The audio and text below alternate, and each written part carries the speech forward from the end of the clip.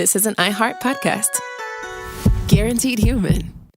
Well, the holidays have come and gone once again, but if you've forgotten to get that special someone in your life a gift, well, Mint Mobile is extending their holiday offer of half off unlimited wireless. So here's the idea. You get it now, you call it an early present for next year. What do you have to lose? Give it a try at mintmobile.com/switch. Limited time 50% off regular price for new customers. Upfront payment required. $45 for 3 months, $90 for 6 months, or $180 for 12-month plan. Taxes and fees extra. Speeds may slow after 50 gigabytes per month when network is busy. See terms.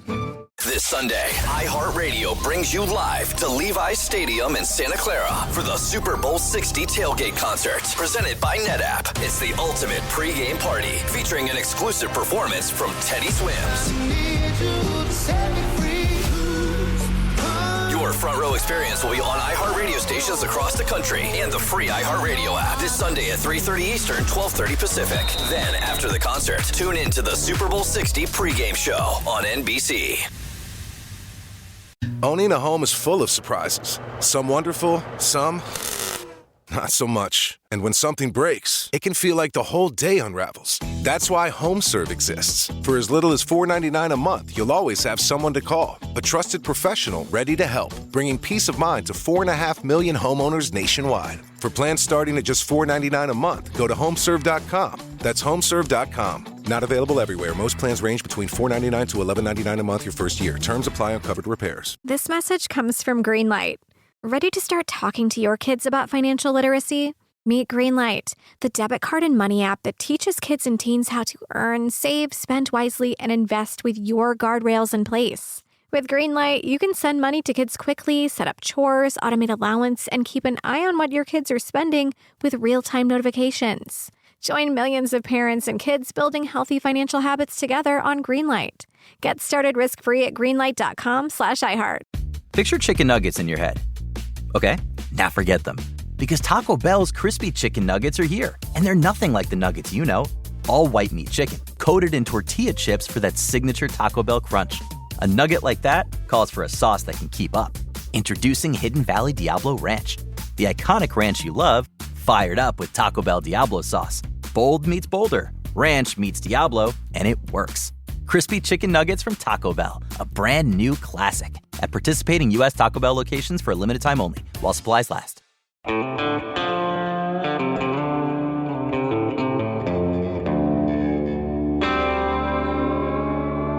Body Bags with Joseph Scott Morgan.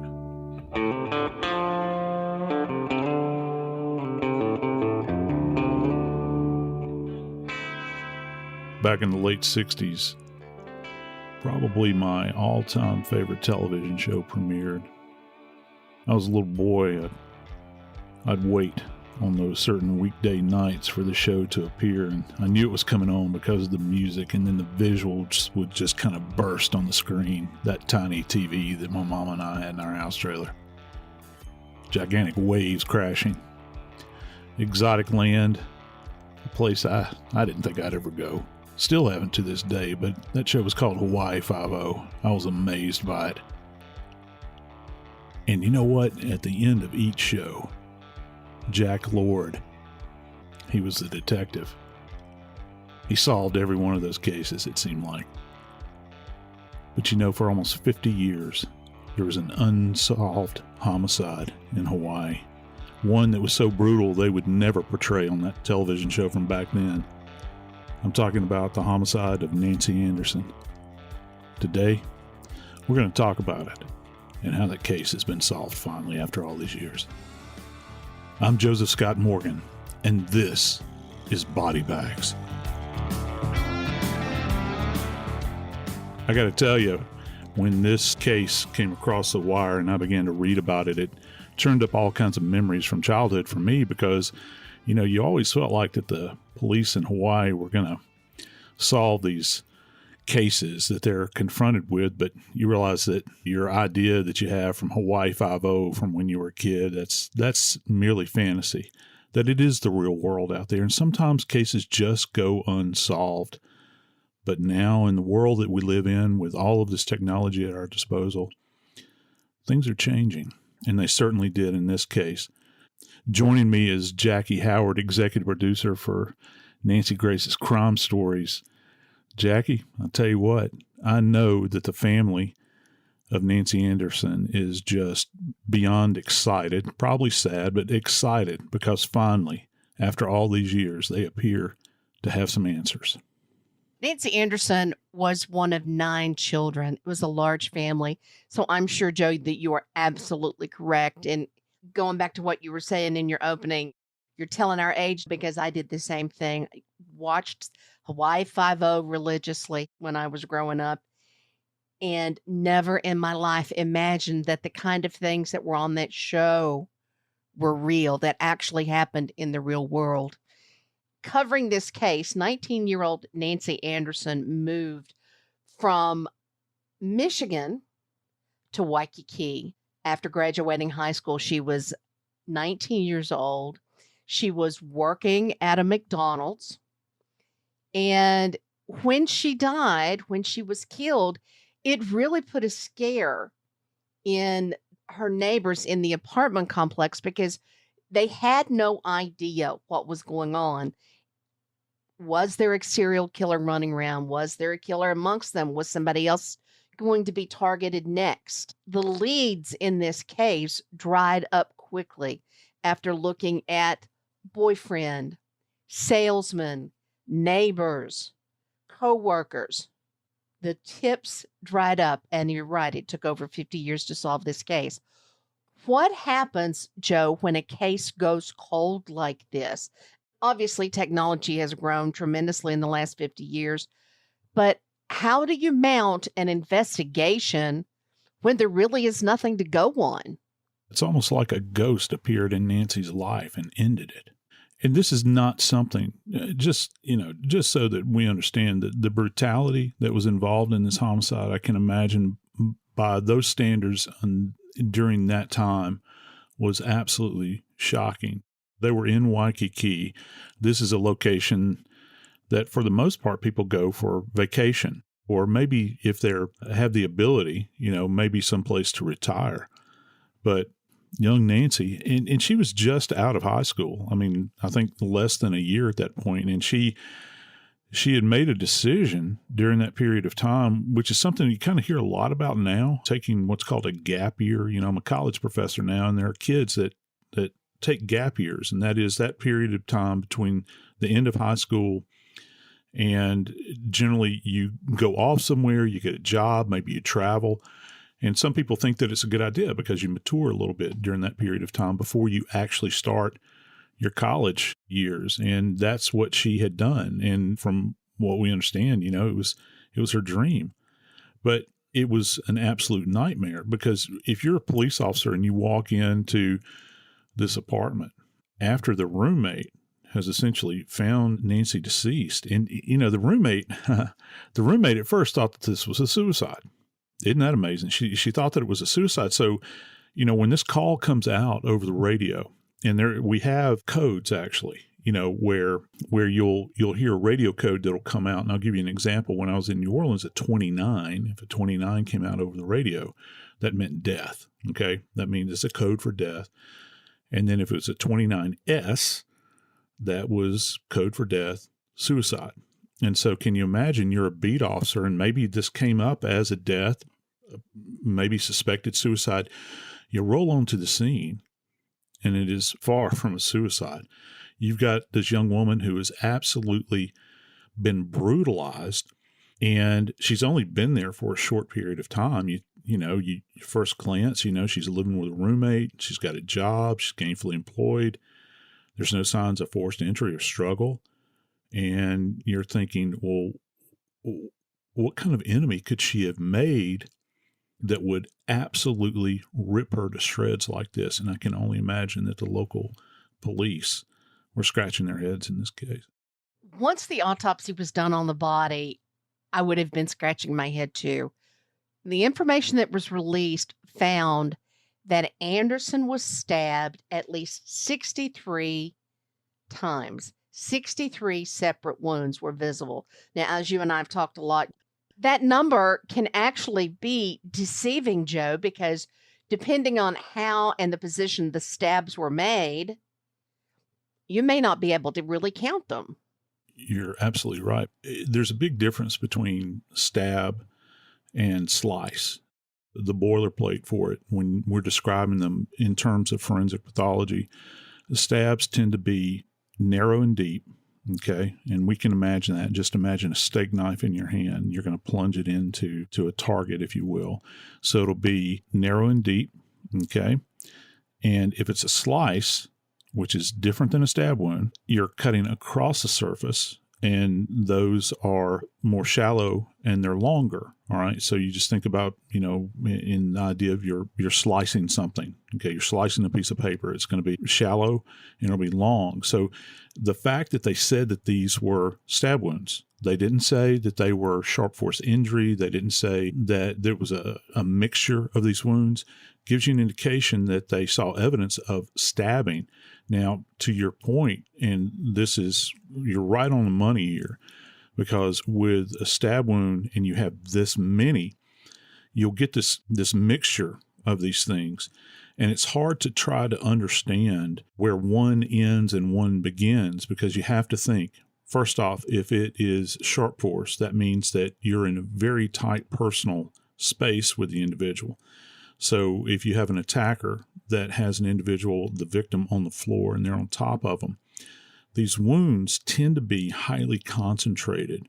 That means like right on top of one another.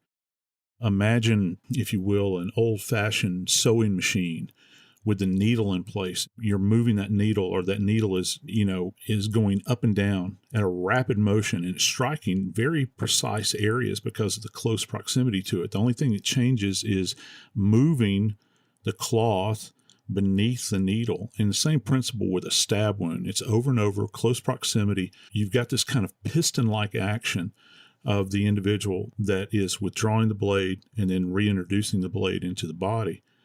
And not all of these injuries are going to be the same depth, which is something you have to account for at autopsy. You get an idea as to how deep these insults are going into the body, because, every time you plunge a knife down into someone's chest or their back or their abdomen, these wounds are going to be striking different anatomical structures beneath the skin. You might, say, for instance, strike the abdomen, and you're just going to go through the abdominal wall, which is made up primarily of the skin and subcu fat and the underlying muscle. But if you move up the torso, now you begin to get into the area where your organs are protected by your rib cage, your anterior ribs. So unless you make it in between the ribs, that's called the intercostal space, you have muscle that's in between the ribs, then you're going to strike bone. So that wound is obviously not going to be as deep as, say, if you plunge the knife into the abdomen. And the same is true with the back. And as a matter of fact, you're dealing with even more structures back there, because you have the scapula, which are the shoulder blades. And then you're also talking about the bony prominences of the spine. So you begin to think about how many of these wounds were actually fatal. And that's one of the issues that the forensic pathologist has to deal with when they're doing this examination. What vessels are clipped, what organs are impacted, and then ultimately, you begin to measure the amount of visible blood that you have contained, say, for instance, in the abdomen or in either side of the chest, the left chest or the right chest, and you begin to appreciate maybe what organs were impacted to the point where it was no longer compatible with life, and you can also get a sense for how much blood free flowed through those spaces. Another surprising finding of the pathology report is the absence of any drugs or alcohol in Nancy Anderson's body, and the fact that she had not been raped. There was no sexual assault. So if you take out two likely scenarios for Nancy's death, that is, in something happened while she's intoxicated or an assault, this makes this a really strange circumstance. You throw around a word like sadistic. Sadistic, kind of falls under this kind of psychosexual motivations for killings, sadism, all those sorts of things. Not Satanism, but sadism. You don't have to necessarily have, and you can talk to most forensic psychologists that are out there, you don't necessarily have to have what would be considered a classic sexual assault, where clothing is ripped away and you have evidence of sexual assault through rape and these sorts of things, to have something that is motivated by lust, okay? Because part of this, on this kind of spectrum, you can have an individual that will attack someone and rip them to shreds, and they receive some kind of gratification out of this. What's fascinating about this is you begin to think back then, Honolulu, we mentioned it being portrayed on television. It's very exotic. And you see, this is not a tiny, tiny town. This is a place where, we've been there. Our nation has been there for years and years, occupying the space, a lot of military personnel, a lot of people coming and going out of this area. And so when you see something this brutal as an investigator, you begin to think, well, do I have any other cases that might fit within this category? Because I think most of us that are or were investigators, we don't think that this is going to be a one-off event. That somebody that would rise to this level and attack a total stranger, a young woman that has just graduated from high school, you have to think that, well, are there more victims out there? Do you have some type of killer that is roaming about that takes pleasure in absolutely just ripping a young woman to shreds like this? So it makes you examine the evidence very hard. And I think that on one hand, if you're looking for physical evidence, certainly sexual assault can be rich with that, because you can find all kinds of things relative to a sexual assault that you might not find in another case. Say, for instance, if you have a sexual assault, there might be an opportunity if you're going to do what are called pubic combings, which is something we do as part of a rape exam. You might find a pubic hair that's not associated with the victim. Okay, you might find seminal stains, for instance. And back then, one of the things that we looked for in cases, because we didn't have DNA that we would turn to, was if you had saliva or if you had seminal stains, you would look for someone that's referred to as a secretor.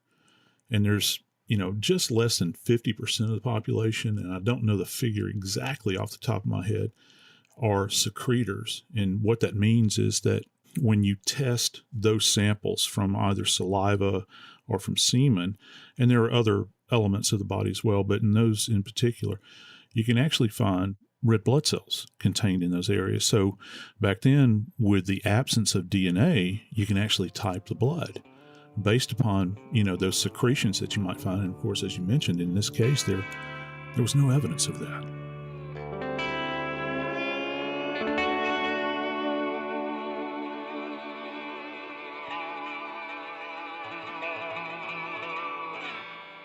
This Sunday, iHeartRadio brings you live to Levi's Stadium in Santa Clara for the Super Bowl 60 tailgate concert, presented by NetApp. It's the ultimate pregame party, featuring an exclusive performance from Teddy Swims. Your front row experience will be on iHeartRadio stations across the country and the free iHeartRadio app this Sunday at 3:30 Eastern, 12:30 Pacific. Then, after the concert, tune in to the Super Bowl 60 pregame show on NBC. Now I'd like to introduce you to Meaningful Beauty, the famed skincare brand created by iconic supermodel Cindy Crawford. It's her secret to absolutely gorgeous skin. Meaningful Beauty makes powerful and effective skincare simple, and it's loved by millions of women. It's formulated for all ages and all skin tones and types, and it's designed to work as a complete skincare system, leaving your skin feeling soft, smooth, and nourished. I recommend starting with Cindy's full regimen, which contains all 5 of her best-selling products, including the amazing youth-activating melon serum. This next-generation serum has the power of melon leaf stem cell technology. It's melon leaf stem cells encapsulated for freshness and released onto the skin to support a visible reduction in the appearance of wrinkles. With thousands of glowing 5-star reviews, why not give it a try? Subscribe today and you can get the amazing Meaningful Beauty system for just $49.95. That includes our introductory 5-piece system, free gifts, free shipping, and a 60-day money-back guarantee. All of that available at meaningfulbeauty.com. Well, the holidays have come and gone once again, but if you've forgotten to get that special someone in your life a gift, well, Mint Mobile is extending their holiday offer of half off unlimited wireless. So here's the idea. You get it now, you call it an early present for next year. What do you have to lose? Give it a try at mintmobile.com/switch. Limited time 50% off regular price for new customers. Upfront payment required. $45 for 3 months, $90 for 6 months, or $180 for 12-month plan. Taxes and fees extra. Speeds may slow after 50 gigabytes per month when network is busy. See terms. Are you a fraud-paying American? It's a fact that 1 in 4 honest, hard-working, tax-paying Americans has been a victim of identity theft. With LifeLock Identity Theft Protection, though, if your identity is stolen, they fix it, guaranteed, and get you your money back. Last year, the IRS flagged over $16 billion in refunds for identity fraud. That's billions of dollars that could come from your salary, overtime, or second job. But this year, you don't need to stay a victim. LifeLock monitors millions of data points per second for your personal information and alerts you to threats you could easily miss on your own. And if your information does fall into the wrong hands, only LifeLock has U.S.-based restoration specialists who are backed by the $1 Million Protection Package. Because this tax season, fraud-paying American is something no American should have to claim. Visit LifeLock.com/iHeart and save up to 40% your first year. That's 40% off at LifeLock.com/iHeart. Terms apply. This message comes from Greenlight. Ready to start talking to your kids about financial literacy? Meet Greenlight, the debit card and money app that teaches kids and teens how to earn, save, spend wisely, and invest with your guardrails in place. With Greenlight, you can send money to kids quickly, set up chores, automate allowance, and keep an eye on what your kids are spending with real-time notifications. Join millions of parents and kids building healthy financial habits together on Greenlight. Get started risk-free at greenlight.com/iHeart.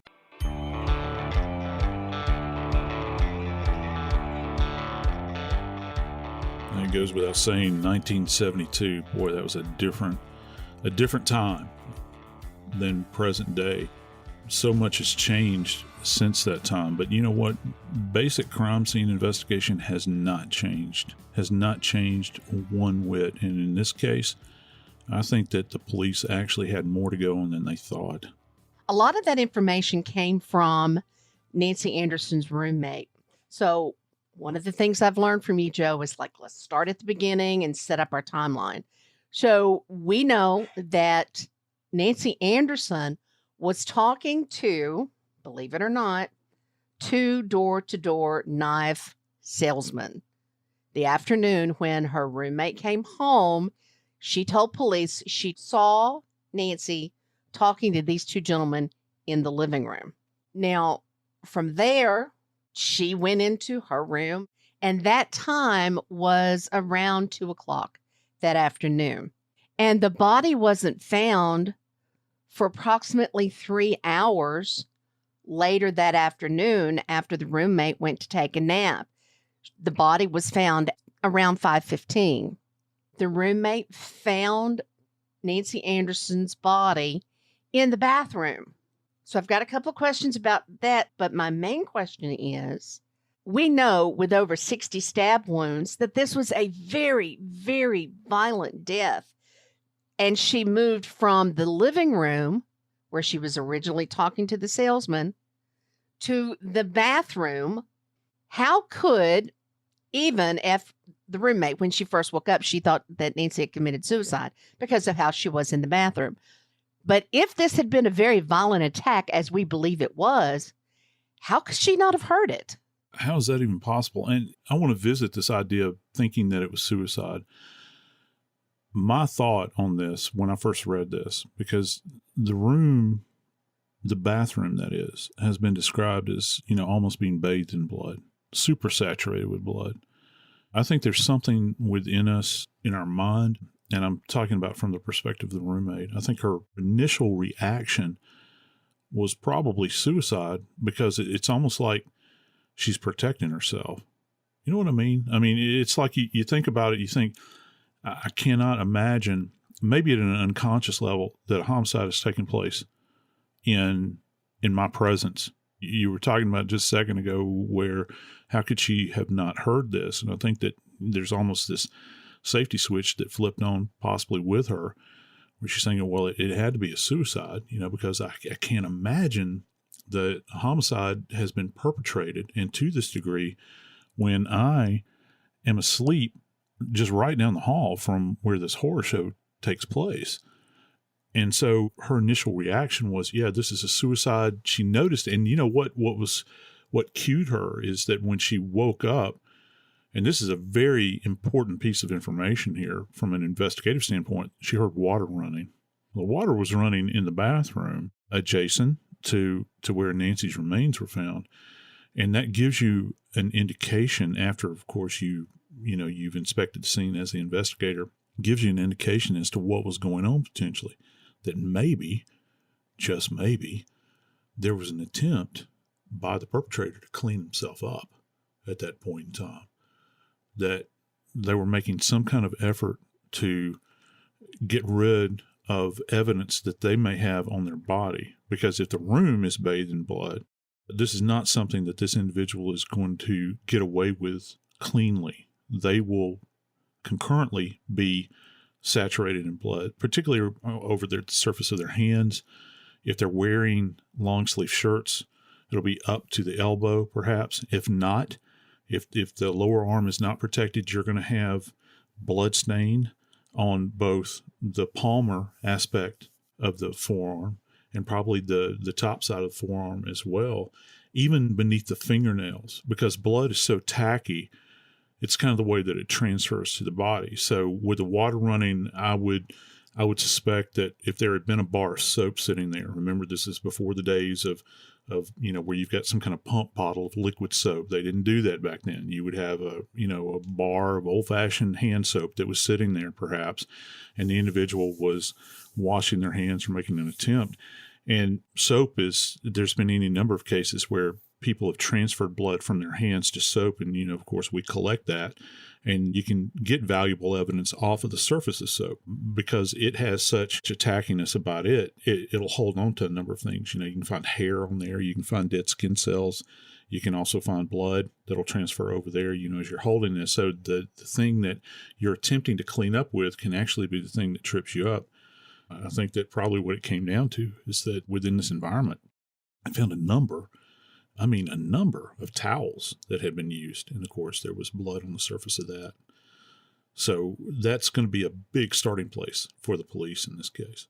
You were talking about the wounds, Joe. There were lots of injuries that the pathology report, the autopsy, described as defensive wounds on her arms and her legs. How do you know the difference? How can you tell the difference in these kind of wounds? Excellent question. And one of the reasons is that I call this an excellent question is that if you are targeting an individual as an aggressor, driving a knife through either the palm of someone's hand or through the back of someone's hand or through the webbing, where you slice through the webbing, and folks will look at their index finger and their thumb and that area right in between there. That's often where we'll see a slice injury because people will grab hold of the blade. You'll see it on the palmar aspect or on the palm itself of the hands where the knife will kind of pass over that surface and cut the hand right there as well.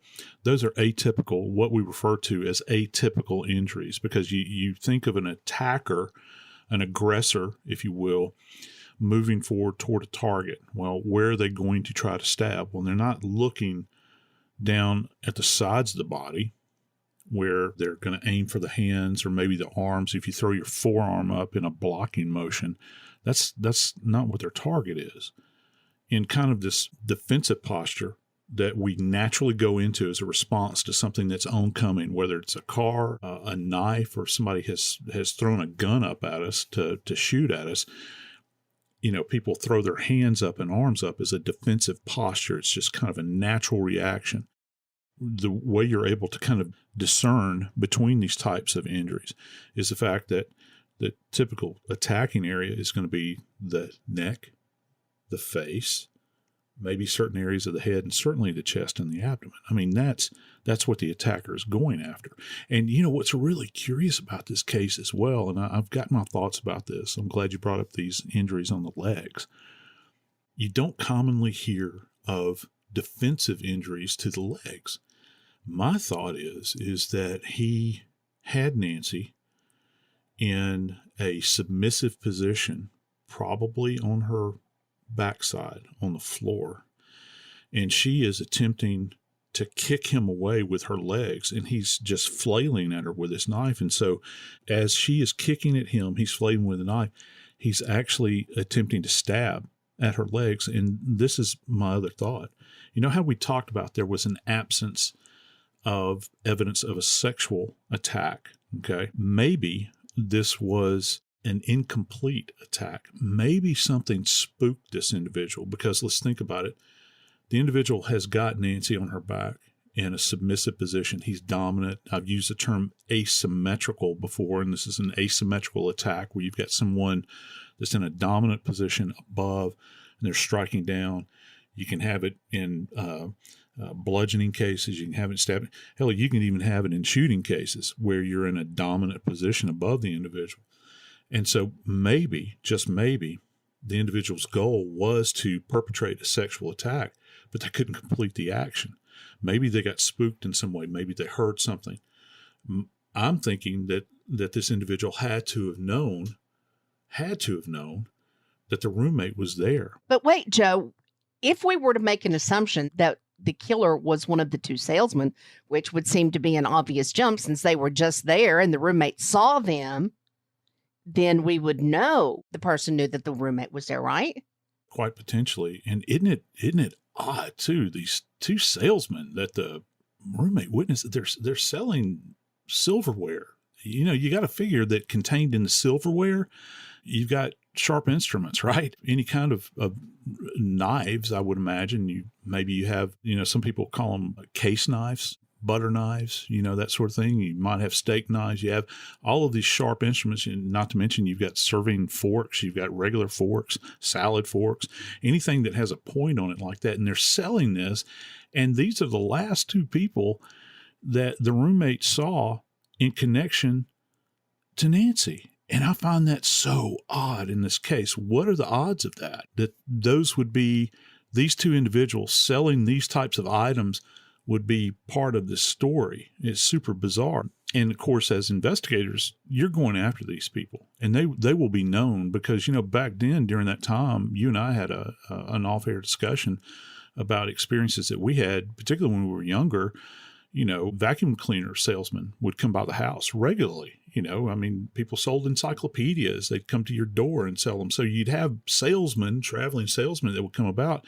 And if they'd gone to these two young women's apartment and knocked on the door, guess what? They've knocked on other people's doors as well. They probably left contact information with people. So they would be easy for the cops to track down at that point. And you're on an island.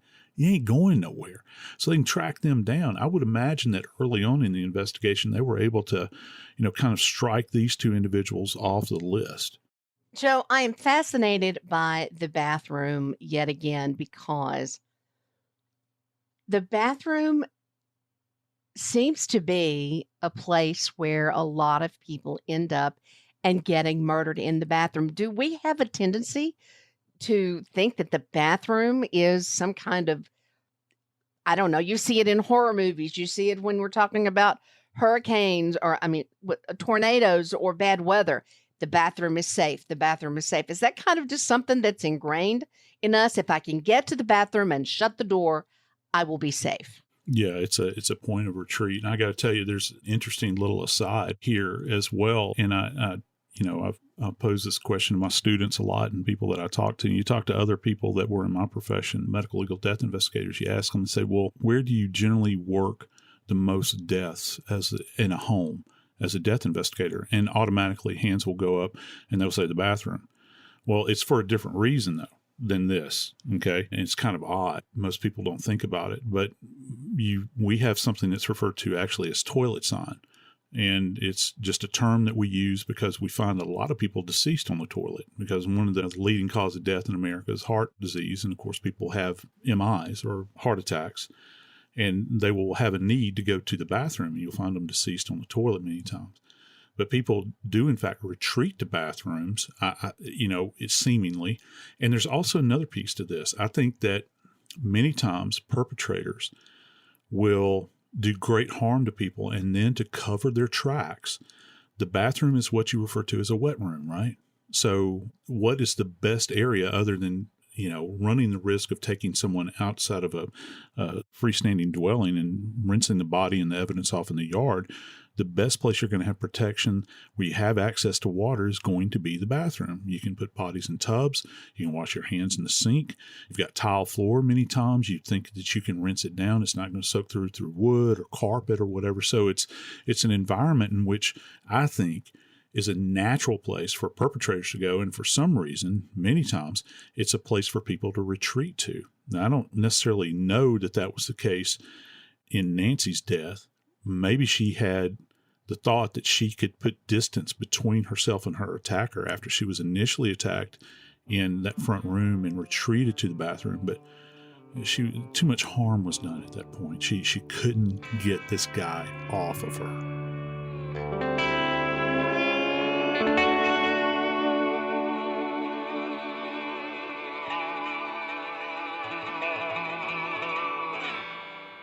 This Sunday, iHeartRadio brings you live to Levi's Stadium in Santa Clara for the Super Bowl 60 tailgate concert, presented by NetApp. It's the ultimate pregame party, featuring an exclusive performance from Teddy Swims.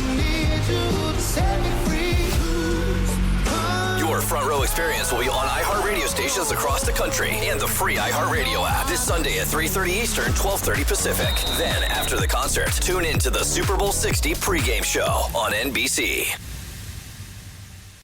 Hi, I'm Cindy Crawford, and I'm the founder of Meaningful Beauty. When Dr. Sabah and I decided to do a skincare line together, he said to me, we are going to give women meaningful beauty. And I said, that's exactly right. We want to give women meaningful beauty, which means each and every product is meaningful. It has a reason to exist. It's efficacious. You're going to get results. And then you just go out and live your life. Meaningful Beauty. Confidence is beautiful. Learn more at meaningfulbeauty.com. Owning a home is full of surprises. Some wonderful, some not so much. And when something breaks, it can feel like the whole day unravels. That's why HomeServe exists. For as little as $4.99 a month, you'll always have someone to call. A trusted professional ready to help, bringing peace of mind to 4.5 million homeowners nationwide. For plans starting at just $4.99 a month, go to homeserve.com. That's homeserve.com. Not available everywhere. Most plans range between $4.99 to $11.99 a month your first year. Terms apply on covered repairs. This show is brought to you by Corruption Uncovered, a new podcast from Rock Nation and its philanthropic and justice division, Team Rock. For more than 30 years, there was an open secret in Kansas City, Kansas, about a man who allegedly raped dozens of Black women and terrorized them into silence. A detective named Roger Golubsky. He told me to keep my mouth closed. If I did say anything, I would come up missing like so many others. But then, right before trial, he was found dead, leaving countless questions behind. He couldn't have done this alone. I'm not going to say everyone in the department knew, but he's just one of many. We'll tell you the stories of the women who survived and what happens next in their fight for answers. On Corruption Uncovered, from Rock Nation and its philanthropic and justice division, Team Rock, wherever you get your podcasts. Support for the show comes from Public, the investing platform for those who take it seriously. On Public, you can build a multi-asset portfolio of stocks, bonds, options, crypto, and now generated assets, which allow you to turn any idea into an investable index with AI. It all starts with your prompt. From renewable energy companies with high free cash flow to semiconductor suppliers growing revenue over 20% year over year, you can literally type any prompt and put the AI to work. It screens thousands of stocks, builds a one-of-a-kind index, and lets you backtest it against the S&P 500. Then you can invest in a few clicks. Generated assets are like ETFs with infinite possibilities, completely customizable and based on your thesis, not someone else's. Go to public.com/podcast and earn an uncapped 1% bonus when you transfer your portfolio. That's public.com/podcast. Paid for by Public Investing. Brokerage services by Open to the Public Investing Inc. Member FINRA and SIPC. Advisory services by Public Advisors LLC, SEC registered advisor. Generated assets is an interactive analysis tool. Output is for informational purposes only and is not an investment recommendation or advice. Complete disclosures available at public.com/disclosures.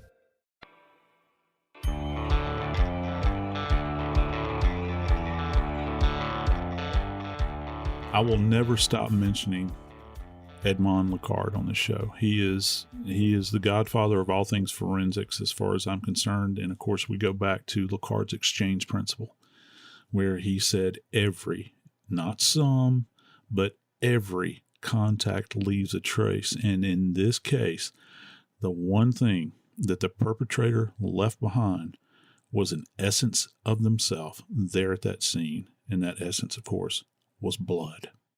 There was lots of blood found in this apartment and blood-stained towels, whether that was from trying to clean themselves up or trying to quell the spread of the blood from the wounds. It ended up being a wealth of information. It just took a long time to figure out the information that they needed. Talk to me a little bit about the blood, Joe, because what kind of testing does it go through to begin with? I'm not even talking about getting to the DNA. I'm just talking about in general. Do they break it down in some way? Yeah, they do.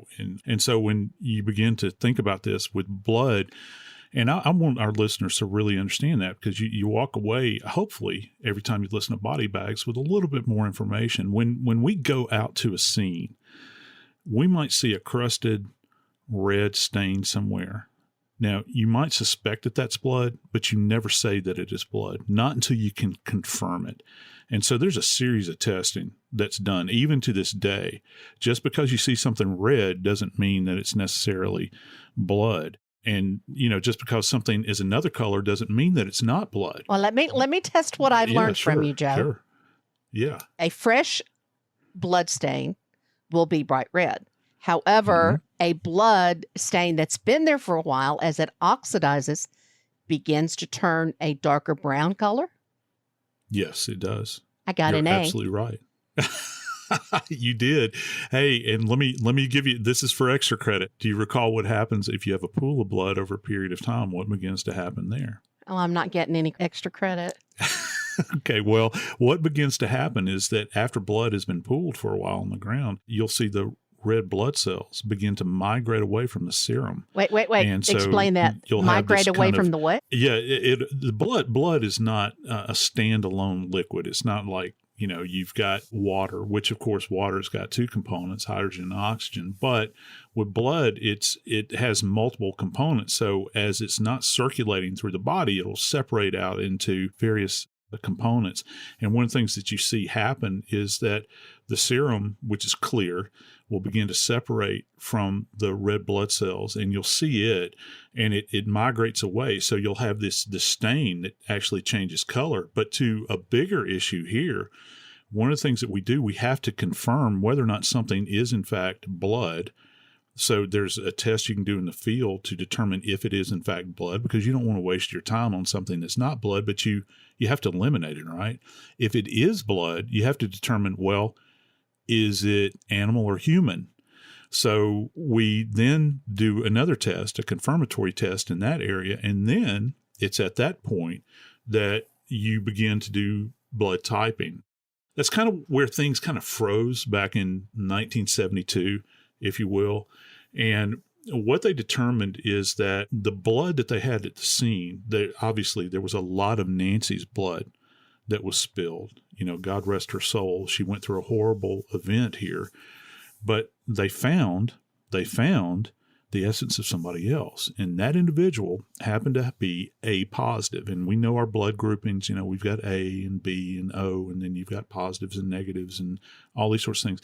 But A pos is actually the second most frequent blood type. And this is kind of how we used to narrow down who perpetrated a crime or who we would have interest in speaking to. So if it's the second most frequent blood type, it doesn't do a lot of good. It doesn't help you as much as you would like for it to.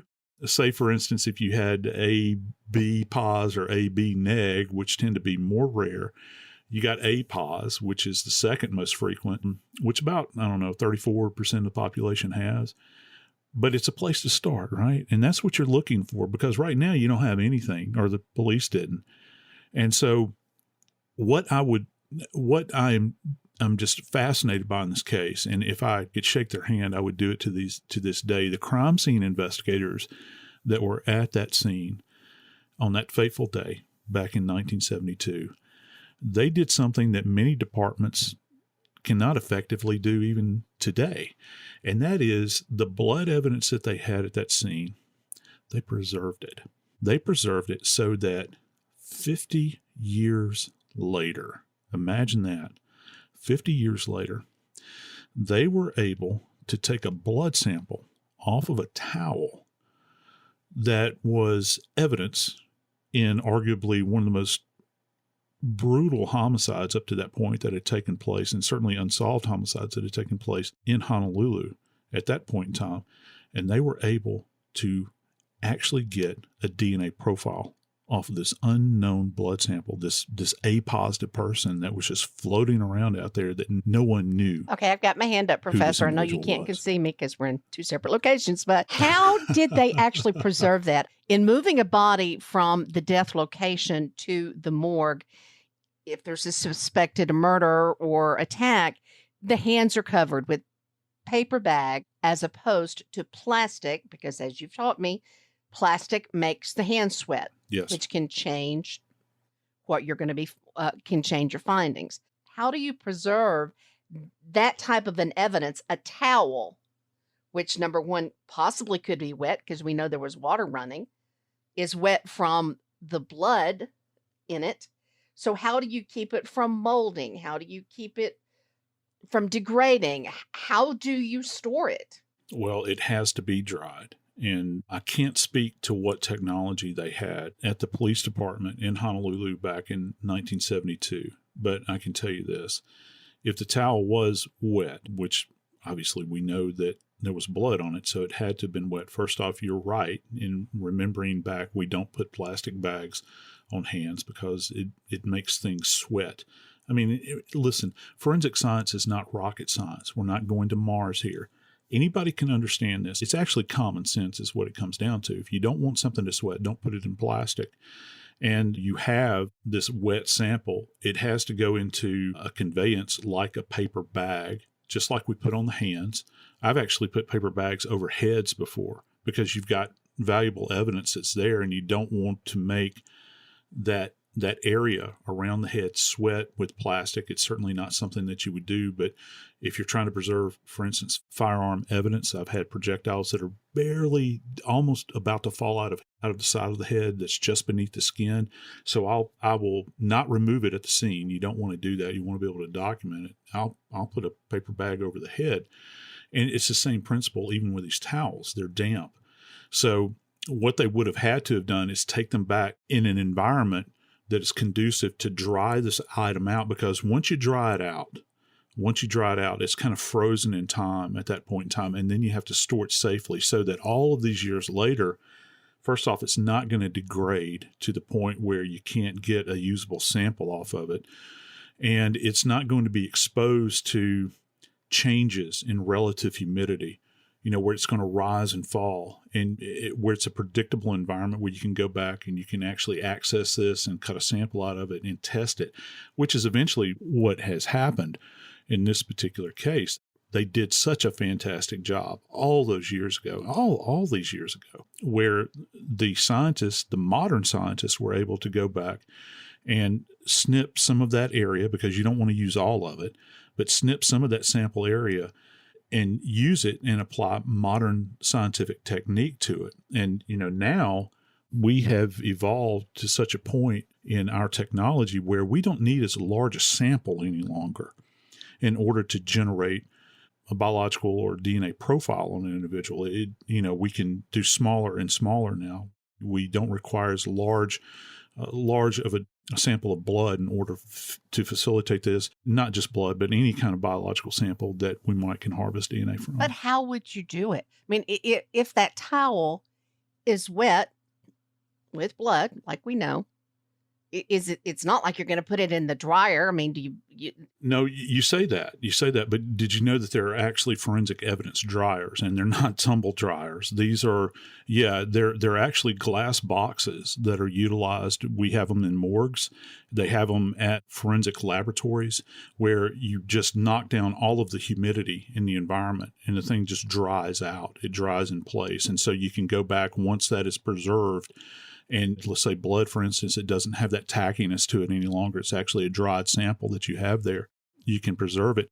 It's not going to modify it to the point where someone that knows what they're doing can't grab a sample off of it that's going to do a trimming, where they're going to go in at a very minuscule section of that sample, clip some of it out.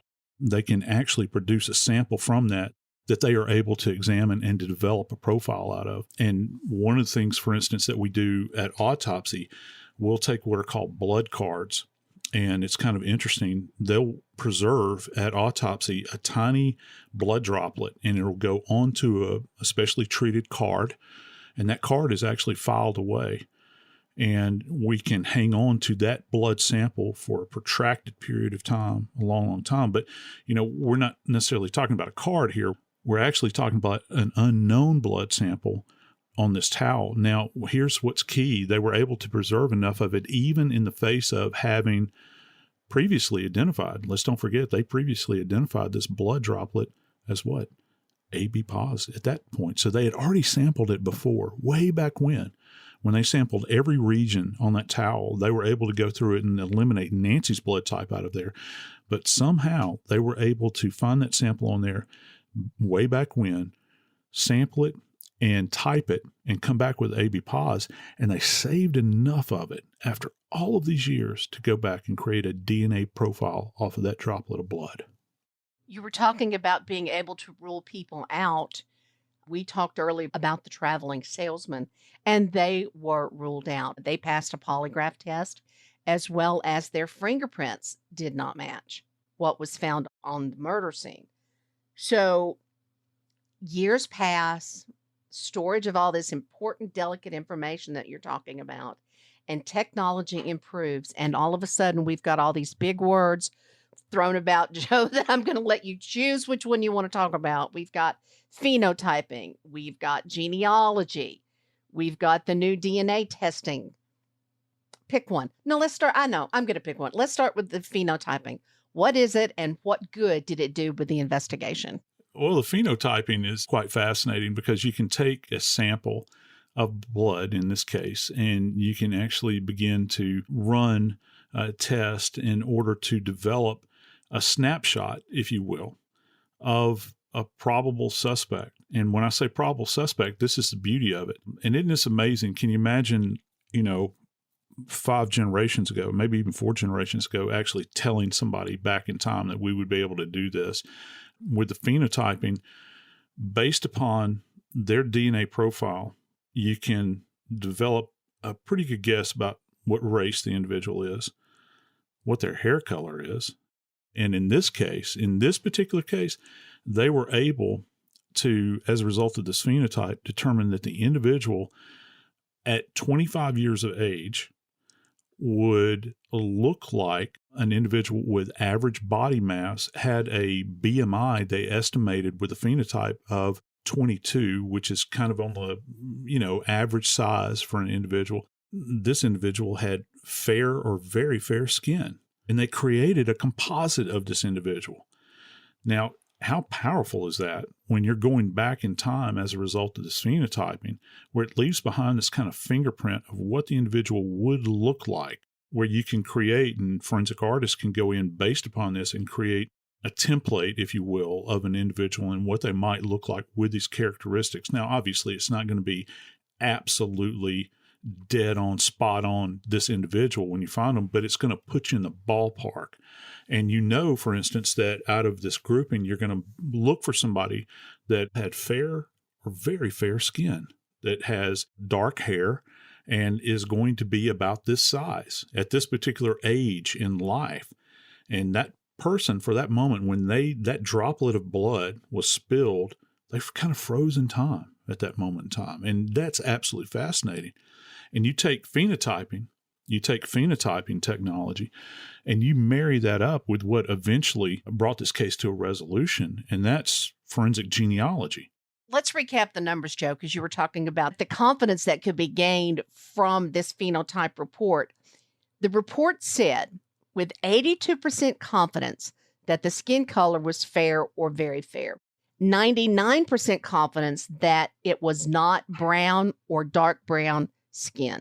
The eye color, 97% confidence that it was brown or hazel, 97% confidence that it was not green, blue, or black.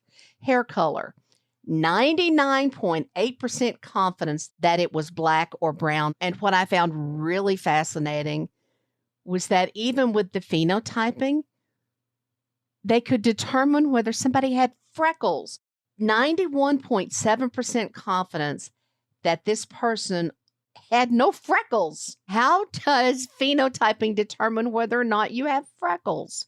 Well, it's this unique recipe that we have that's given to us vis-a-vis our parents' DNA, the merging of our mother's DNA and our father's DNA that is going to dictate our appearance moving forward. And those probabilities can be estimated essentially based upon what was going on at the time of when this individual developed.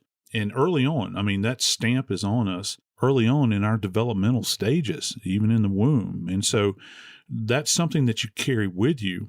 And it's fascinating to me because this kind of blueprint that we have now through phenotyping is something that is changing the way we approach crime scenes and the way we approach unknown circumstances where some biological element has been left behind. It's like almost as if nature has given us the playbook, if you will. It's literally caused us to leap ahead light years as far as this technology is concerned. You take phenotyping and you combine that with the technology of a full-on DNA profile, and you begin to look at familial connections where, you know, you have someone that has taken, say, their DNA and submitted it into an open source database for the purposes of genealogical study, where they're trying to determine who their ancestors were, their points of origin, and all these sorts of things, who they're related to, all of these.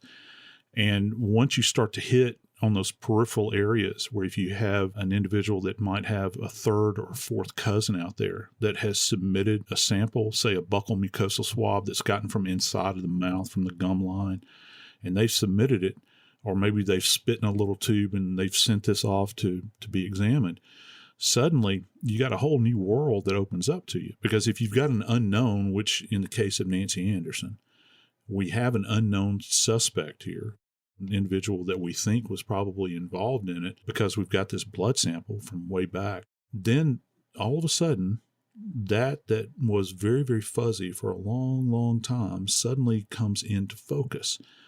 And in this case, that happened all the way across the board. It's almost like Nancy's case intersected with science at the right time, where they were able to pin an individual down regarding their DNA makeup, their genealogical profile, and boy, did it pay off. It did. The link here came from, as you said, Genealogy, and the link was found to be a son. Yeah, you're right, Jackie. It was the son. You know, when they began to look at the DNA profile that they had, they saw that through forensic genealogy, they had a third or fourth cousin out here. They began to do this study relative to the probability would be. And once you have that information, you can begin mathematically to narrow this thing down to a very fine point where you can go back and look for what are referred to as common ancestors. You know, if you have cousins, that means that you've got aunts and uncles that are connected.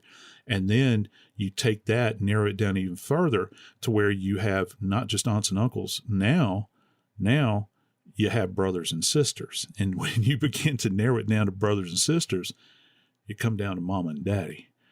And in this particular case, they were able to narrow this down so tightly that they zeroed in on this one young man. And the authorities actually went to his home and said, we'd like to get a DNA sample from you. And of course, their rationale is that they believed that this young man's father could potentially be the suspect they'd been looking for over 50 years. That suspect ended up being Tudor Chirila, a former attorney living in Reno. It was discovered that at the time he was living in Hawaii in the 1970s, and he was a University of Hawaii grad assistant. And you begin to think about, you know, those old tomes that we go back to in investigations where we think about, you know, motive and opportunity and accessibility and, you know, all of those sorts of things that kind of play into this. At this point, we don't know what a motive would have been. And the police believe that this individual was involved in Nancy's homicide. And I think in this particular case, what happened was that the perpetrator actually sliced their hand or cut a finger. And as this occurred, there's a natural inclination to grab the closest thing you can, in this case a towel, and stem the bleeding. And that's what he did. He took that towel, placed it around his hand in order to stop the bleeding. And when he did that, he sealed his fate. He transferred that droplet of blood to that towel that was preserved after all those years. And ultimately, that provided them with a DNA profile. Chirila has been charged in Nancy Anderson's murder. This case has not yet gone to trial. I'm Joseph Scott Morgan, and this is Body Bags.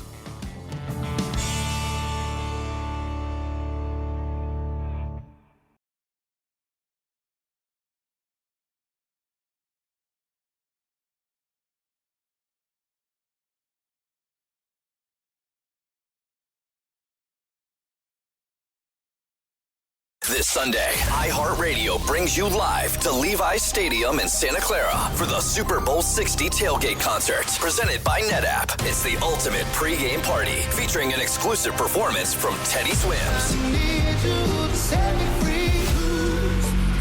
Your front row experience will be on iHeartRadio stations across the country and the free iHeartRadio app this Sunday at 3:30 Eastern, 12:30 Pacific. Then, after the concert, tune in to the Super Bowl 60 pregame show on NBC. Running my small business was like playing basketball 5-on-1, and I was the one. Now, QuickBooks gives me access to a team of AI agents and trusted experts for the assists I need. Nothing but net. Outdo it with Intuit QuickBooks. Feature availability varies by product. Are you a fraud-paying American? 1 in 4 tax-paying Americans has been a victim of identity fraud. With LifeLock, if your identity is stolen, they fix it, guaranteed, or your money back. Last year, billions in refunds were stolen. Could be from your salary, overtime, or second job. Gone. But this year, you don't need to stay a victim, because this tax season, fraud-paying American is something no American should have to claim. Save up to 40% your first year. Visit lifelock.com/iHeart. Terms apply. This show is brought to you by Corruption Uncovered, a new podcast from Rock Nation and its philanthropic and justice division, Team Rock. For more than 30 years, there was an open secret in Kansas City, Kansas, about a man who allegedly raped dozens of Black women and terrorized them into silence. A detective named Roger Golubski. He told me to keep my mouth closed. If I did say anything, I would come up missing like so many others. But then, right before trial, he was found dead, leaving countless questions behind. He couldn't have done this alone. I'm not going to say everyone in the department knew, but he's just one of many. We'll tell you the stories of the women who survived and what happens next in their fight for answers. On Corruption Uncovered, from Rock Nation and its philanthropic and justice division, Team Rock, wherever you get your podcasts. At CVS, it matters that we're not just in your community, but that we're part of it. It matters that we're here for you when you need us, day or night. And we want everyone to feel welcomed and rewarded. It matters that CVS is here to fill your prescriptions and here to fill your craving for a tasty and, healthy snack. At CVS, we're proud to serve your community because we believe where you get your medicine matters. So visit us at cvs.com or just come by our store. We can't wait to meet you. Store hours vary by location. This is an iHeart podcast.